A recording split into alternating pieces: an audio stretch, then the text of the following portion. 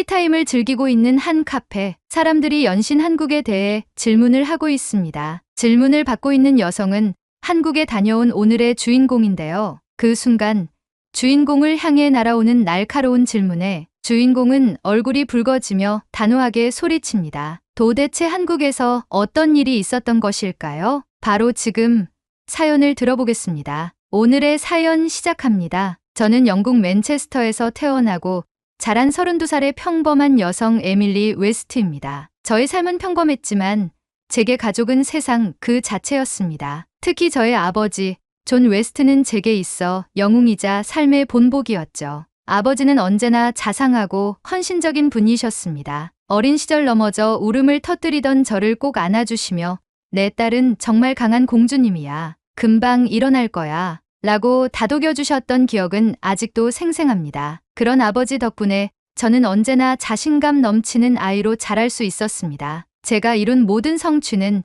아버지의 격려와 지지 덕분이었습니다. 하지만 제 인생에서 가장 큰 아픔은 어머니를 잃은 일이었습니다. 어머니는 제가 16살이 되던 해 자궁경부암 진단을 받으셨습니다. 어머니는 끝까지 가족들을 걱정하며 투병 생활을 이어가셨지만 끝내 병마를 이기지 못하고 세상을 떠나셨습니다. 어머니를 잃은 뒤 아버지는 혼자 남겨진 외로움을 온전히 감당해야 했습니다. 어머니가 떠나신 후 아버지는 더욱 가족을 위해 자신을 헌신하며 살았습니다. 난 너희가 내 세상이야. 아버지의 말은 언제나 저와 형제들에게 용기를 주었지만 저는 그 말 속에 담긴 외로움도 느낄 수 있었습니다. 시간이 흘러 저는 결혼을 했고 제 가정을 꾸리게 되었습니다. 하지만 마음 한구석엔 항상 아버지에 대한 걱정이 자리 잡고 있었습니다. 결혼 후 저는 남편과 상의한 끝에 아버지의 집 근처로 이사하기로 결심했습니다. 아버지와 더 가까운 곳에서 지내며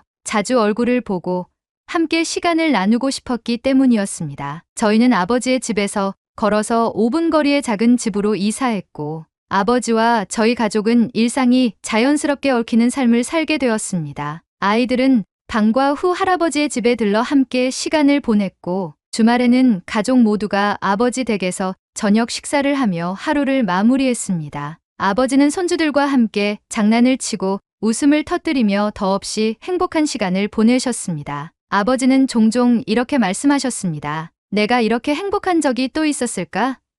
너희가 옆에 있으니 정말 좋구나. 그 말을 들을 때마다 저는 마음이 따뜻해지면서도 한편으로는 아버지가 얼마나 외로우셨을지 생각하며 마음 한구석이 아려왔습니다. 그런 아버지가 몇 달 전 갑작스러운 가슴 통증을 호소하셨습니다. 그날은 평소처럼 아이들이 할아버지 댁에서 장난을 치며 즐겁게 놀던 평화로운 주말 오후였습니다. 저는 부엌에서 저녁 식사 준비를 하고 있었고 아버지는 소파에 앉아 아이들과 만화를 보고 계셨습니다. 아버지는 물을 마시기 위해 부엌으로 와 요리를 하고 있는 제 어깨에 손을 얹으며 말했습니다. 에밀리, 항상 너에게 감사한 마음이 크단다. 나와 내 엄마가 너를 정말 잘 키운 것 같아. 저는 그런 말을 하는 아버지에게 부끄럽지만 고맙고 사랑한다고 말을 전했어요. 아버지는 냉장고에서 물을 마시고 난 후 냉장고 문을 닫으려고 했어요. 그때였습니다. 갑자기 아버지가 가슴을 움켜쥐며 헐떡이시며 고통스러운 신음을 내쉬기 시작하셨어요. 에밀리, 숨이 잘 쉬어지질 않는구나. 그 순간 모든 것이 멈춘 것처럼 느껴졌습니다. 저는 놀라서 아버지에게 달려갔습니다. 아빠, 괜찮아요? 무슨 일이에요? 아버지는 고통스러운 얼굴로 한마디 하셨습니다. 가슴이 너무 아파 숨을 쉴 수가 없어. 저는 떨리는 손으로 911에 전화를 걸었습니다. 다급한 목소리로 상황을 설명하며 구급차를 요청했습니다. 그 순간 의자에 몸을 지탱하시던 아버지는 바닥으로 고꾸라지셨고 저는 너무 놀라 아버지에게 소리치며 다가갔어요. 아버지는 가쁜 숨을 내쉬며 신음하셨고 큰 소리를 들은 아이들은 놀라 우리에게 달려왔어요. 저는 아이들이 좋지 않은 생각을 할까봐 방으로 들어가 있으라고 말한 후 한 손으로는 아버지의 손을 꼭 잡으며 말했습니다. 아빠, 조금만 참으세요. 구급차가 곧 올 거예요. 괜찮아질 거예요. 아버지는 힘겹게 고개를 끄덕이셨지만 그 순간에도 저는 아버지의 손이 점점 차가워지는 것을 느꼈습니다. 저는 남편에게도 전화해서 상황을 설명하고 집으로 귀가하라고 했습니다. 남편은 전화를 받자마자 알겠다고 말하며 전화를 끊었죠. 구급차가 도착하기까지의 몇 분은 저에게 영원처럼 느껴졌습니다. 사이렌 소리가 울리며 아버지가 구급차로 옮겨지는 동안 저는 계속해서 아버지의 손을 붙잡고 있었습니다. 아빠, 괜찮아질 거예요. 절대 포기하면 안 돼요. 병원에 도착한 후 의사들은 아버지에게 심근경색과 함께 심각한 관상동맥 질환이 있다는 진단을 내렸습니다. 즉각적인 수술이 필요합니다. 그렇지 않으면 위험합니다. 라는 의사의 말을 들었을 때 저는 한 줄기 희망을 본 듯했습니다. 하지만 그 다음에 들은 말은 제 마음을 절망으로 몰아넣었습니다. 하지만 수술 날짜는 빨라야 몇 달 뒤에 가능합니다. 대기 환자가 많습니다. 저는 의료진의 말이 믿기지 않았습니다. 몇 달이라니요? 아버지의 심장은 그렇게 오랜 시간을 버틸 수 없을 거라는 생각이 제 머리를 둘러싼 상황에서 의료진의 말은 그야말로 청천벽력과도 같았습니다. 병원을 옮기고 싶었지만 영국의 공공의료 시스템은 환자를 위해 존재한다기보다 복잡한 절차와 대기 명단으로 가득 차 있는 거대한 관료 체계처럼 느껴졌습니다. 사설 병원을 이용하면 되지 않을까? 라는 희망을 안고 주변 사설 병원에 연락을 돌리기 시작했습니다. 하지만 비용은 하늘을 찔렀습니다. 심장 수술 비용이 최소 3만 파운드, 약 5천만 원에서 시작됐고 그것도 당장 수술이 가능하다는 보장은 없었습니다. 저는 다른 병원들도 알아보기 시작했습니다. 영국 내 병원은 사정이 비슷했고 프랑스, 독일, 스위스 등 유럽의 의료 선진국에서도 대기 시간이 길었습니다. 프랑스에서는 환자가 외국인이고 고령이라는 점에서 위험 부담이 크다며 거절했고 스위스에서는 대기 시간이 2개월 이상이라는 답변을 들었습니다. 한 병원에서는 이렇게 말했습니다. 나이와 건강 상태를 고려했을 때 수술이 성공적으로 끝날 가능성이 낮습니다. 다른 옵션을 고려해 보시는 게 좋을 것 같습니다. 그 말은 돌려 말한 사형 선고 같았습니다. 어떻게 아버지가 숫자와 확률로 평가될 수 있죠? 저는 그렇게 말하며 의사와 말다툼까지 했습니다. 의료 시스템의 벽에 부딪힐 때마다 저는 점점 더 절망감에 빠졌습니다. 아버지처럼 평생을 가족을 위해 헌신하신 분이 단지 숫자로 평가받고 의료 시스템의 늪에 갇혀 생명을 위협받는 현실이 믿어지지 않았습니다. 매일 밤 저는 인터넷을 뒤지고 문서 더미 속에서 해결책을 찾으려 애썼습니다. 남편은 옆에서 저와 함께 해결책을 찾으며 저를 위로했습니다. 다른 방법이 있을 거야. 포기하지 말자. 라고 말했지만 답답함과 불안감이 저를 잠식해갔습니다. 저는 방법을 찾고 싶은 마음에 SNS에 아버지의 상황과 도움이 필요하다는 내용의 장문의 글을 적었습니다. 한 줄기의 희망조차 놓치고 싶지 않았기에 모든 수단과 방법을 동원해서 아버지를 살릴 방법을 찾고 있었죠. 그렇게 며칠이 흘렀을 때 제 절친 소피아가 제게 연락을 해왔습니다. 에밀리, 한국에 대해 알아봐. 그곳은 의료 시스템이 정말 빨라. 한국, 아시아까지 가는 게 가능할까? 처음엔 반신반의했지만 절박했던 저는 소피아의 조언을 따라 한국의 병원들을 검색하기 시작했습니다. 저는 소피아의 말을 떠올리며 망설임 속에서도 마지막 희망을 걸고 한국의 병원들의 문의를 시작했습니다. 인터넷 검색창에 한국 심장수술병원을 입력하며 어떤 결과라도 나오길 기도했습니다. 다양한 병원의 이름들이 나왔고 그중 서울 아산병원이 눈에 띄었습니다. 홈페이지에는 상세한 정보가 기재되어 있었습니다. 병원의 규모와 선진적인 의료 기술, 심장 수술에서의 성공적인 성과까지 모든 것이 저를 놀라게 했습니다. 그 자리에서 저는 병원에 문의 이메일을 보냈습니다. 제 아버지가 관상동맥 심장질환 진단을 받았습니다. 즉각적인 수술이 필요하다는 진단을 받았지만 저희 나라에서는 긴 대기 시간 때문에 진행이 어렵습니다. 한국에서는 치료가 가능할까요? 제 마음속에서는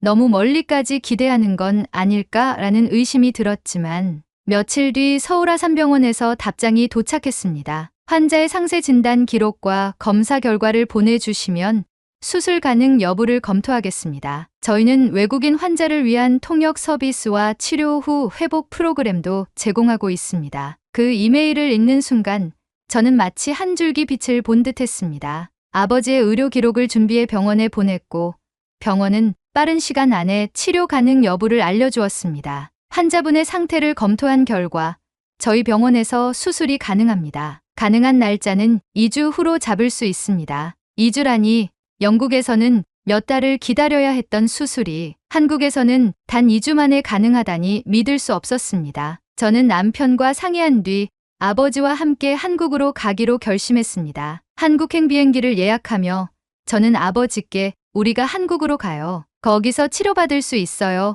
라고 말했습니다. 처음에는 아버지도 놀라며 망설이셨습니다. 한국까지 가는 건 너무 큰 부담이 아닐까?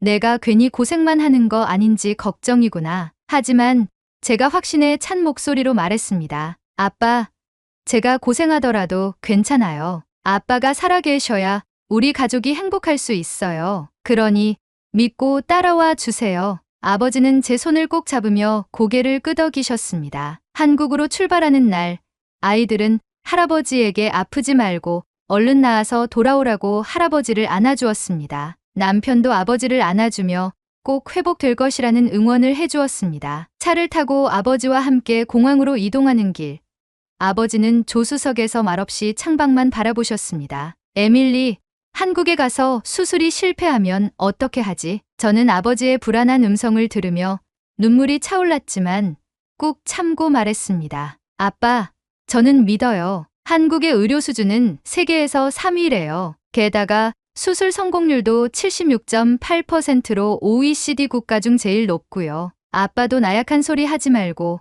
저만 믿고 같이 가요. 아버지는 제 말에 어깨를 다독거리며 미소를 띄었습니다. 한국행 비행기에 몸을 실어 하늘을 날고 있을 때에도 저는 희망이라는 단어를 놓지 않기 위해 마음을 굳게 먹었습니다. 아버지는 편안한 호흡을 유지하며 잠에 드시며 오랜 비행이 지치지 않게 몸과 마음을 안정하셨죠. 그렇게 저희는 한국에 도착할 수 있었습니다. 비행기에서 내릴 때 아버지와 저는 완전히 낯선 세상에 들어온 기분이었습니다. 인천국제공항의 세련된 시설과 친절한 안내는 우리에게 한 줄기 빛과 같은 희망처럼 다가왔습니다. 공항에서 병원까지 가는 동안 저는 긴장했지만 한국의 편리한 교통 시스템과 깔끔한 환경에 놀랐습니다. 서울 아산병원에 도착했을 때 저는 또 한 번 놀랐습니다. 병원의 시설은 마치 호텔처럼 깨끗하고 현대적이었으며 환자를 위한 세심한 배려가 곳곳에서 느껴졌습니다. 병원 로비에서부터 안내를 받은 뒤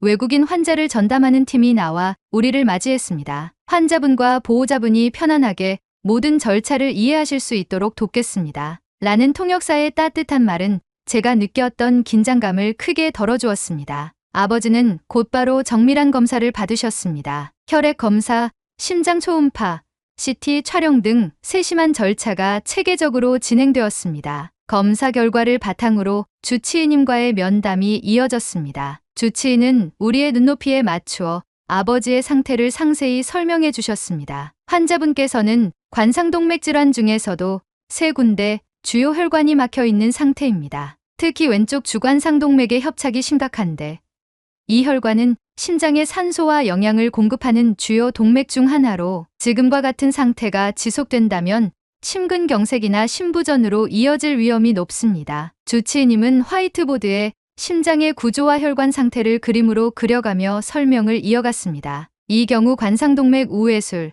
즉 심장의 새로운 혈관을 연결해 막힌 혈관을 대신하게 하는 수술이 필요합니다. 수술 중에는 환자분의 심장을 일시적으로 정지시키고 인공심폐기를 통해 혈액 순환을 유지하며 수술을 진행합니다. 이렇게 하면 막힌 혈관 부위를 우회하여 혈액이 정상적으로 흐를 수 있도록 복구할 수 있습니다. 주치의님의 설명이 끝난 뒤 간호사와 함께 수술 준비 과정에 대해 설명을 들었습니다. 수술 전에 몇 가지 추가적인 검사를 통해 환자분의 신체 상태를 더 면밀히 확인할 예정입니다. 오늘과 내일 진행되는 검사에는 혈액 응고 검사, 폐 기능 검사, 그리고 전신 마취에 대한 안전성을 확인하는 검사가 포함됩니다. 이 과정에서 환자분의 건강 상태를 최적화하여 수술이 안전하게 진행되도록 할 것입니다.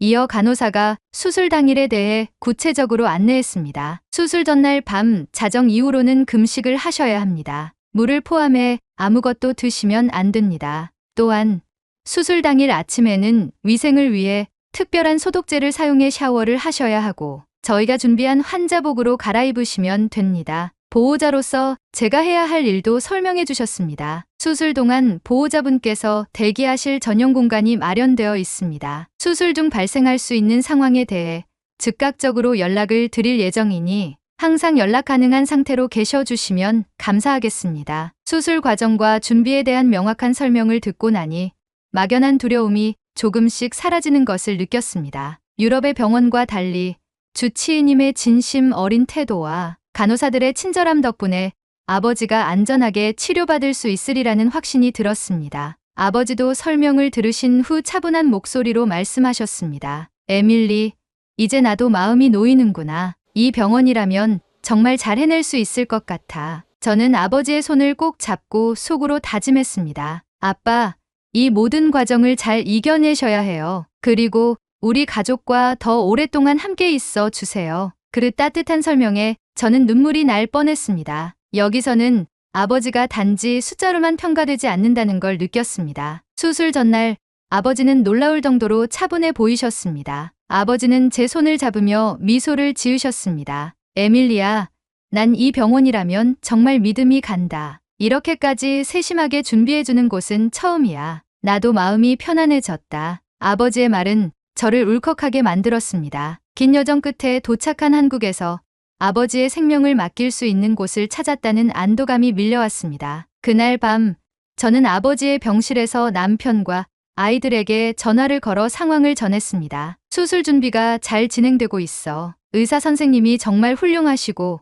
모든 게 체계적으로 이루어지고 있어. 아빠도 안정을 찾으셨어. 남편은 전화 너머로 말했습니다. 에밀리, 잘했어. 당신 덕분에 아버님이 더 나아지실 거야. 수술 전날 아버지는 병실에서 창밖을 바라보며 말씀하셨습니다. 에밀리, 내가 이렇게 먼 곳까지 와서 수술받게 될 줄은 몰랐다. 하지만 이 모든 건 내가 포기하지 않고 끝까지 노력해준 덕분이야. 정말 고맙다. 그 말을 들으며 저는 아버지의 손을 꼭 잡았습니다. 아빠, 무슨 소리예요? 아빠가 우리 가족에게 얼마나 큰 존재인데요. 당연히 해야 할 일을 한 거예요. 이제 건강해지셔서 우리랑 더 오래오래 같이 계셔야 해요. 그날 밤 저는 아버지가 수술을 무사히 마치시길 간절히 기도하며 병실을 지켰습니다. 수술 당일 아침이 밝았습니다. 병실에 들어가 보니 아버지는 생각보다 차분한 표정으로 준비를 마치고 계셨습니다. 간호사가 와서 마지막으로 혈압과 체온을 측정하며 말했습니다. 수술은 예정대로 오전 9시에 시작될 겁니다. 환자분께서 정말 잘 준비하고 계셔서 걱정하지 않으셔도 됩니다.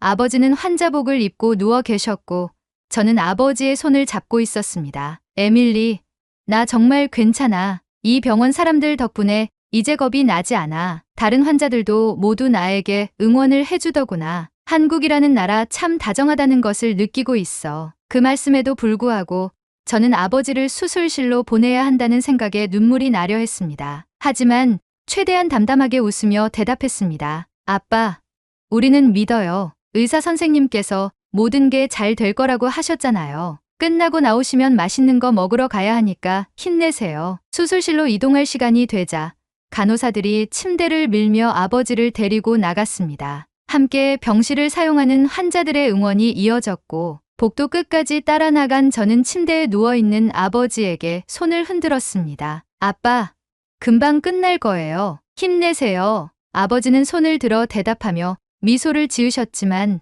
눈가에 맺힌 눈물을 숨길 수는 없었습니다. 수술이 시작되자 저는 대기실에서 긴장된 마음으로 결과를 기다렸습니다. 수술은 약 5시간 정도 걸릴 예정이었지만 시간이 갈수록 초조함은 커졌습니다. 아빠가 괜찮으실까?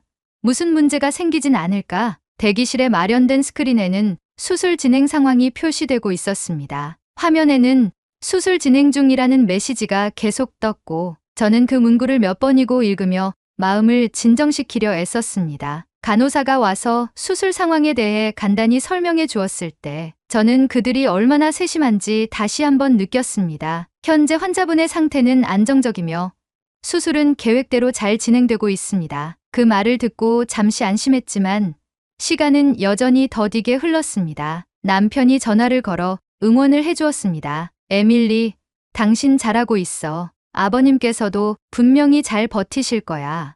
힘내. 그 말을 들으며 저는 고개를 끄덕이며 다시 마음을 다잡았습니다. 수술 예정 시간인 5시간이 지나 5시간 17분을 향해 갈 무렵 주치의 선생님이 수술실에서 나오셨습니다. 저는 곧바로 자리에서 일어나 달려갔습니다. 선생님, 아버지는 괜찮으신가요? 의사 선생님은 따뜻하게 미소 지으며 대답하셨습니다. 수술은 성공적으로 마무리되었습니다. 막힌 관상동맥 3군데에 모두 우회로를 연결했고 심장 기능도 안정적입니다. 환자분의 회복 가능성은 매우 높습니다. 그 말을 듣는 순간 저는 참을 수 없는 눈물을 흘렸습니다. 긴장과 두려움이 한꺼번에 풀어지며 감사한 마음이 밀려왔습니다. 정말 감사합니다, 선생님. 아버지를 이렇게 살려주셔서. 의사 선생님은 저를 다독이며 말했습니다. 이제는 보호자분께서 환자분께 힘이 되어주시면 됩니다. 회복 과정도 함께 잘 이겨내실 거라 믿습니다. 아버지는 수술 직후 회복실에서 안정 상태를 유지하고 계셨습니다. 간호사의 안내를 받아 회복실에 들어갔을 때 저는 아버지가 침대에 누워 계신 모습을 보았습니다. 얼굴은 조금 창백했지만 호흡은 안정적이었고 장비의 신호도 규칙적으로 울리고 있었습니다. 제가 가까이 다가가 손을 잡고 아버지가 눈을 뜨시길 기다렸습니다. 그리고 몇십 분이 흐른 후 아버지가 천천히 눈을 뜨셨습니다. 에밀리, 오래 기다렸지? 아빠가 살아 돌아왔구나. 그 순간 저는 웃으며 눈물을 흘렸습니다. 아빠, 정말 잘하셨어요. 이제 아빠는 괜찮아질 거예요. 아버지는 힘겹게 미소 지으시며 말씀하셨습니다. 한국까지 오길 정말 잘했다는 생각이 드는구나. 여기 사람들 덕분에 나도 다시 살아갈 희망이 생긴 것 같아. 아버지는 제게 힘겹게 말을 하시며 눈에 눈물이 흘러내리고 있었습니다. 아버지는 수술 후 병원에서 몇 주간 회복 과정을 밟으셨습니다. 시간이 지날수록 아버지의 안색은 점점 좋아졌고 한 걸음씩 병실 복도를 걸으며 운동을 시작하는 모습에서 저는 큰 안도감을 느꼈습니다. 매일 아침마다 담당 간호사는 아버지의 상태를 세심히 체크하며 작은 변화도 놓치지 않았습니다. 환자분의 회복 속도가 아주 좋습니다. 혈압과 심박수도 안정적이고 예상보다 더 빠르게 호전되고 있습니다. 아버지는 병실 창문 밖을 보며 이렇게 말씀하시곤 했습니다. 에밀리아,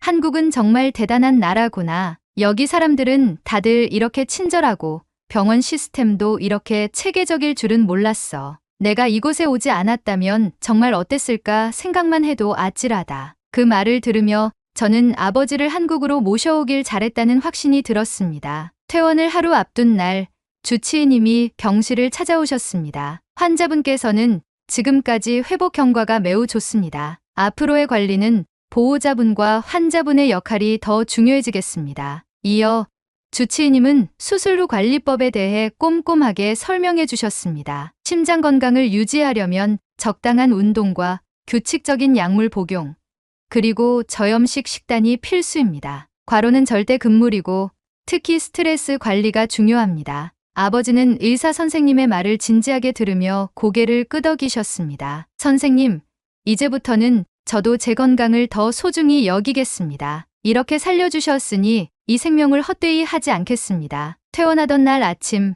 병원의 모든 직원들이 아버지에게 축하 인사를 건넸습니다. 축하드립니다, 웨스트 씨. 건강하게 퇴원하시게 되어 정말 기쁩니다. 아버지는 그들에게 연신 감사 인사를 하셨습니다. 정말 감사드립니다. 여러분 덕분에 제가 새 삶을 얻게 되었어요. 잊지 않겠습니다. 병원을 떠나는 길, 아버지는 가방을 들고 힘차게 병원 문을 나서며 저를 돌아보셨습니다. 에밀리아, 이제 내가 할 일은 건강해져서 내 가족과 더 오래 같이 지내는 거야. 한국에 와서 정말 좋은 선택을 했어. 너한테 고맙구나. 저는 아버지의 말을 들으며 눈물을 참으며 웃었습니다. 퇴원 후 저희는 한국에서 하루를 더 머물기로 했습니다. 아버지는 병원 밖에서의 첫 자유로운 날을 만끽하며 서울의 거리를 천천히 걸으셨습니다. 아버지는 작은 동네 카페에서 따뜻한 차를 마시며 창밖의 풍경을 즐기셨고 한식당에서 먹은 비빔밥은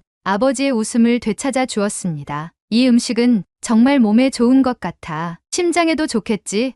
한국 음식은 하나같이 건강해 보이는구나. 저희는 경복궁을 산책하며 한국의 전통 문화를 느끼기도 했습니다. 아버지는 궁궐의 웅장한 모습을 보며 감탄하셨습니다. 한국은 정말 아름다운 나라이구나. 나를 살아있게 해줘서 더 아름다워 보이는 걸까? 내 눈에 보이는 모든 것이 아름답고 화려하구나. 이처럼 우리들의 인생도 화려하고 아름답게 살아야겠다. 저는 아버지에게 한국이라는 곳이 인생을 화려하고 아름답게 보여주는 곳으로 자리매김했다는 사실에 감탄하며 저 역시 아버지의 생각을 공유하기 위해 말없이 경복궁의 아름다움에 매료되어 갔습니다. 밤하늘을 바라보며 앞으로의 행복한 인생을 상상하며 아버지와 한국에서의 마지막 하루를 마감했습니다. 한국에서의 치료와 회복을 마친 후 아버지와 저는 영국으로 돌아왔습니다. 맨체스터 공항에 도착했을 때 남편과 아이들이 기다리고 있었습니다. 아이들은 할아버지를 보자마자 달려와 안겼고 남편은 환한 미소로 아버지를 맞이했습니다. 아버님, 건강해지셔서 정말 다행입니다. 이제부터는 저희가 잘 모시겠습니다. 아버지는 손주들을 꼭 안으며 웃으셨습니다. 내가 다시 돌아와서 너희와 함께할 수 있게 된 게 얼마나 기쁜지 모른다. 아버지는 이전과는 완전히 달라진 태도로 하루하루를 보내셨습니다. 매일 아침 규칙적으로 운동을 하시고 병원에서 배운 대로 식단을 관리하며 자신을 돌보셨습니다. 주변의 친구들과 이웃들은 아버지의 변화를 보고 놀라워했습니다. 존, 당신 정말 건강해 보이는걸? 무슨 일이 있었던 거야? 아버지는 자랑스럽게 말하셨습니다. 한국에 가서 수술을 받았지. 거기서 나를 살려줬어. 정말 어메이징한 나라야. 의료기술도 훌륭하지만 사람들이 너무 따뜻하고 친절했어. 그리고 정말 아름다워. 나중에 한번 놀러들 가보게나. 아버지는 이제 예전의 생기와 유머를 되찾으셨습니다. 아이들과도 더 많은 시간을 보내며 할아버지로서의 역할을 기쁘게 감당하고 계십니다. 한편으로는 한국에서의 경험을 이야기하며 손주들에게 삶의 중요성과 가족의 가치를 가르치곤 하셨습니다. 너희 할아버지가 이렇게 다시 건강해진 건 한국 덕분이야. 나중에 할아버지와 함께 한국으로 건강한 여행을 가보지 않으련? 저는 그 말에 미소를 지으며 마음속으로 다짐했습니다. 이 모든 경험을 잊지 않고 더 나은 삶을 살아야겠어. 그리고 한국에 언젠가 꼭 다시 가서 감사 인사를 전해야지. 아버지의 건강 회복은 우리 가족에게 새로운 희망을 안겨주었습니다. 그리고 저는 한국이라는 나라에 대해 그곳의 사람들에 대해 영원히 감사하는 마음을 품게 되었습니다. 가끔 주변의 사람들이 물어보곤 합니다. 한국에 가서 그렇게 치료까지 받았어야 했니?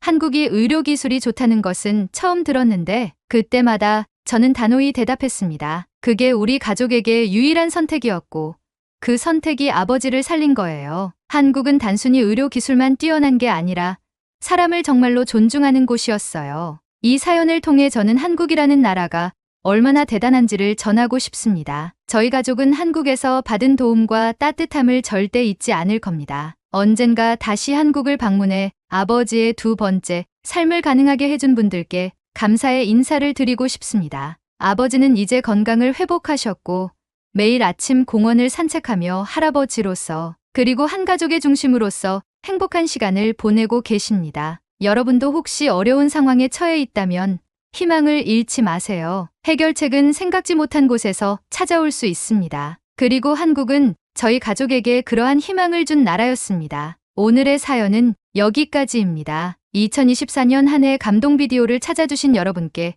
진심으로 감사의 말씀을 드립니다. 앞으로도 좋은 사연을 여러분께 들려드릴 수 있도록 최선의 노력을 다하겠습니다. 2025년 새해 복 많이 받으시고 가정의 평화가 항상 깃들길 진심으로 바라겠습니다. 겨울철 독감이 날이 갈수록 심해지고 있습니다. 실내와 실외의 온도차가 극심한 만큼 건강에 유의해야 될 것 같아요. 목 건강이 독감의 가장 좋은 예방법이라고 합니다. 마스크는 필수로 착용하시는 게 좋다고 하며 목을 마르게 하는 차나 커피는 조금 참고 충분한 물을 섭취하여 목을 항상 촉촉하게 유지해주는 것이 좋다고 해요. 여러분이 아프지 않고 항상 건강하길 진심으로 바랍니다. 그리고 오늘의 이야기가 마음에 드셨다면 구독, 좋아요 부탁드리겠습니다. 다음엔 더 좋은 사연으로 여러분을 찾아뵙겠습니다. 시청해주셔서 감사합니다.